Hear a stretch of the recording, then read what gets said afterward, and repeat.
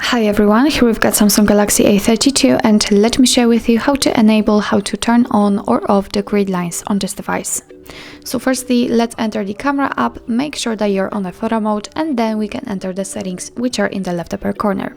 Here we have to scroll down to the useful features section, and on the second position we've got grid lines, which are right now turned off, and in order to turn it on you just have to tap on the switcher. To turn them off, just tap on it again. This is how it works. So since they are activated, we can go back and check, and I hope that you can see it, that here we've got the grid lines which have been immediately applied.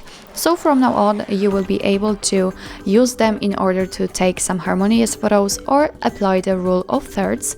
What's more, no worries, the grid lines are visible only on the camera app, so I mean that after taking a photo you won't be able to see them. So let me show it to you. Let's take a photo and now let's check the preview. Did I click on it or not?